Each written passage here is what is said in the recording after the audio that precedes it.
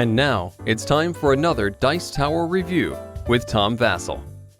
Today we're talking about Dueling Dice. This is a game from Endless Games, which is about trying to roll different combinations with dice. Not exactly like Yahtzee, maybe a little bit like Yahtzee, I guess. It's more of a kid's game than anything else, but hey, I have a soft spot for games with dice. Is this a fun one? Well, we'll let you know.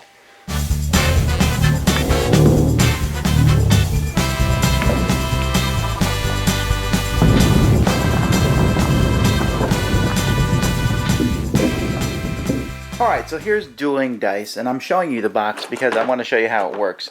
The box is open on the side. It has a magnetic strip that keeps it shut. And here's the scoring board. Now this is a little annoying because the scoring board doesn't lay as flat as it could. And then in the game, you have 4 pawns for each player, and these pawns are placed here on the start, and they each have their own track. So the first person up to finish wins. Every time you score a point, you just go up your track all the way up to the finish. Each player gets 3 dice in their color, and then one player takes this big white die. That die is rolled, and depending on what is rolled, each turn, players are trying to accomplish something. They each have a card here. So, for example, if evens is rolled, that's what was just rolled on the die here, they need to roll a 2, a 4, and a 6. If they get odds, they need a 1, 3, and 5. If they have a low straight, they need to get 1, 2, 3. High straight, 4, 5, 6. 3 low, if it says 3 low, they need to either get 3 1s, 3 2s, or 3 3s. 3 high, they need to get 3 4s, 3 5s, and 3 6s. Alright, so let's say it's evens. So I'm going to roll everyone's dice for them. Everyone rolls at the same time. And then, since in evens you need a 2, a 4, and a 6, let's focus up a little bit more here on the dice. So, black has a 4, and that's it. Green has a 4 and a 6. Blue has a 4 and a 6. And red has a 2. So they all keep those dice, and then everyone rolls again. At this point, red gets a 6, and blue gets a 2. And since blue has a 2, 4, 6, blue wins that round and gets 1 point. And then the next person takes a die and they roll it, and everyone keeps going. There's no speed element to this game. Everyone gets 1 die. They're allowed to keep as many as they want, and they get to keep going. And the first person to get 1, 2, 3, 4, 5, 6, 7 points is the winner.